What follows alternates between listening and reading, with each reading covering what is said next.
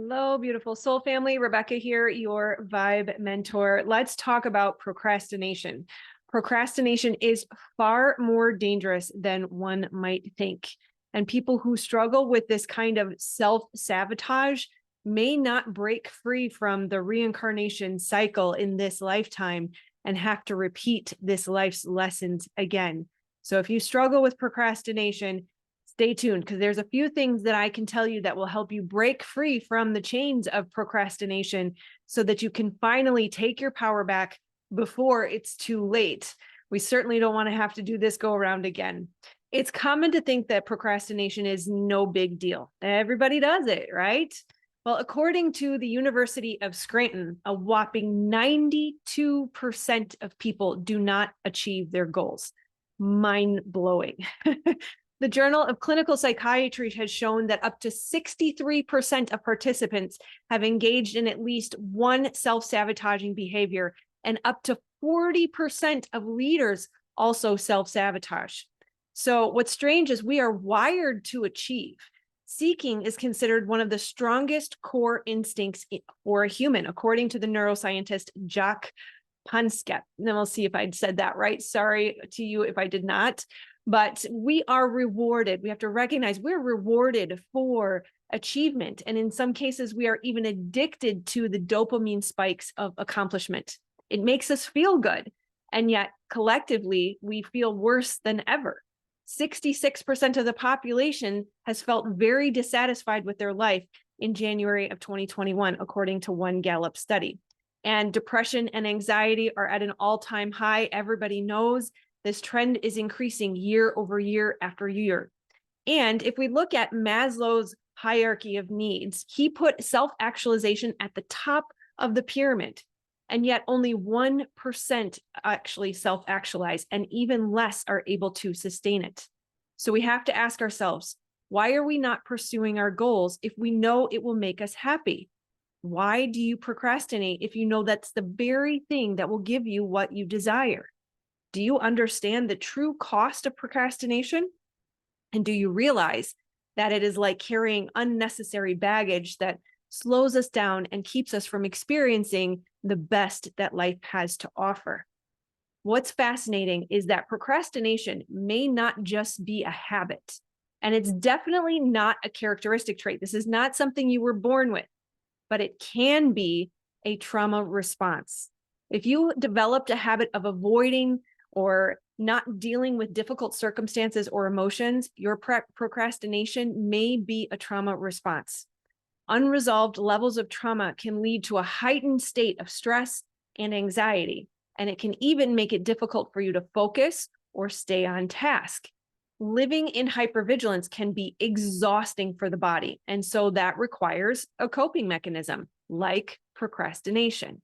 It helps us divert attention away from the distressing experiences that we just can't handle, or those overwhelming emotions that can be so triggering to the nervous system that we feel like we want to shut down. This can explain why so many good, kind-hearted, heart-centered beings get stuck in that hidden seeker phase, searching for that thing that will allow us to finally become our highest self, or step into shining our light, or fulfilling our life's purpose. Instead, we just hide. And while it may not be fun to learn that your procrastination may be a trauma response, it can actually be empowering to know there's a solution, and that your procrastination may not be your fault. It may not even be something that you can control with willpower. If you did not feel safe, seen, heard, cared for, or loved for an extended period of time at any point in your life, childhood or toxic relationship, doesn't matter, and if you also on top of that struggle with procrastination, then you likely have unhealed trauma that is holding you back. So here are the 7 tips that I promise for overcoming procrastination that is due to trauma. And this is the process that I use in my trauma spotting sessions. So keep in mind that somatic healing is required. This is not something that can be healed from the level of the mind. Talk therapy alone does not work. And you're not meant to heal this trauma alone, but you can start to develop the muscles that are necessary to get started. Okay. So when we first notice that procrastination is creeping in, we want to start by looking at what is the belief that I just thought that is creating the resistance. When I first call up the desire to step into this activity, what is the belief behind it? What am I afraid of? What do I say to myself about this thing? Sometimes it might be we say it's too overwhelming, or it's too complicated, or it's too risky, or too uncertain, or too hard, or too superficial even, right? I don't have the resources. Whatever those beliefs are, we want to notice and take stock of those beliefs that create the negative feeling in your body. So that's the next step. How is your body responding in that moment of procrastination? Where do you feel the shutdown? Where do you feel the most activation? Where do you feel the most fear? And how would you describe that sensation in the body? Give it a name. Give it an explanation. Maybe it feels hot or cold or hard or dense or empty or like a void. Notice the quality of that sensation. Really spend time with understanding it, naming it. And then ask yourself, how old does this feeling feel? At what age did I first feel this way? And what version of me experienced the way I'm feeling right now? Was it the 5-year-old version or the 7-year-old version or the 10-year-old version?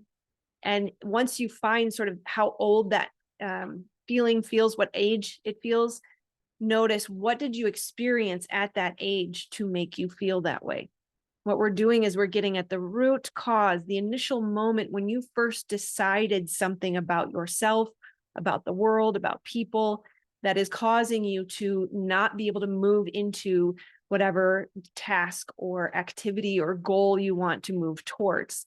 We want to look at that moment, that age, and that experience and understand, what did I decide about myself or about the world because of what I experienced at that age?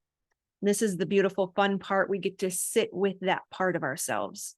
We are made up of parts, and we have all of these different versions within us, and they all need a seat at the table. They all need to be heard. And so we want to sit with him or her and experience what they are experiencing in their body, in our own body, and sit with them together. So it is the adult version of you sitting with the younger version of you, coming together, feeling in your bodies together how it felt in that moment. And this can be the challenging part to do alone, but it's important that you stay with it. We don't want to have mental effort in trying to understand it or push it through or move it out. We want to just be with it. Excuse me. Allow that sensation to be what it is. Only focus on the sensation and stay with it until it releases without effort. Then from there, you'll come to a point, provided you stay with it long enough, you should come to a point of what we call resourcing, where you get to start to see the truth of the situation. No longer do you have that limiting belief that blocks you or keeps you in resistance, and you get to choose a new belief around yourself, your capability, your capacity, around the world or other people, and you can start to move into a new belief. This is where you get to choose that new belief. And I know that we hate the oversimplification of it's just a choice, but that's the truth of it. If you argue for your limitations, then you will get to keep them. You can do this.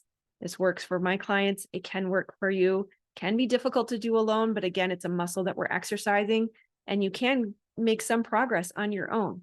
So just remember, this is where the self-honesty is required. You have to ask yourself, are you going to continue doing the same thing over and over, expecting a different result? Or are you going to finally make a new change? Ask yourself, are you willing and able even to tolerate your life the way it is?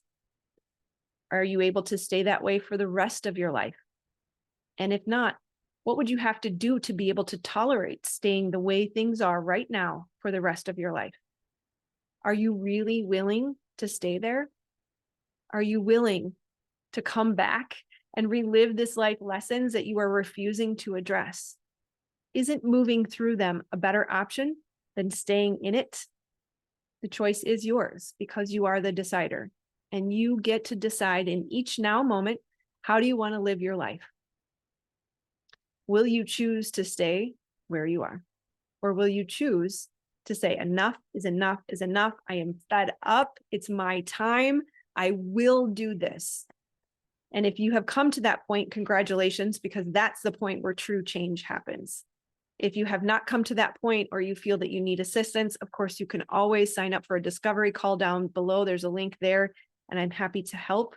Otherwise, go back through those steps, take notes, start practicing, really get intimately familiar with those moments of resistance, those moments where I feel like, I got better things to do, or I don't really want to do this. Get intimate with what's really underneath that. Ask why 5 times until you find the root cause of that, so that you can finally shift and change into your new life.